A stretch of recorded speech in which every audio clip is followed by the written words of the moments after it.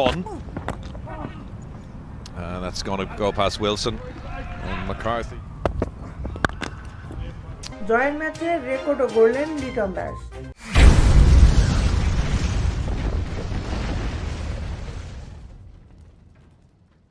West ইন্ডিজের বিপক্ষে প্রথম টি-20তে 7 রানের জয়ী ম্যাচে ব্যাট হাতে হয়তো কিছু করে দেখাতে পারেননি অধিনায়ক লিটন দাস, তবে উইকেটের পেছনে গ্লাভস হাতে দারুণ একটি রেকর্ড গড়ে ফেলেছেন বাংলাদেশের এই টি-20র অধিনায়ক।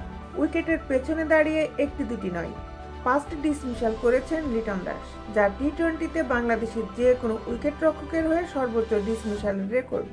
উইকেটের পেছনে দাঁড়িয়ে আজ লিটন ধরেছেন 4টি ক্যাচ ও একটি করেছেন স্টাম্পিং। নিকোলাস পুরানকে মেহেদী হাসানের বলে স্টাম্পিং করেছেন তিনি।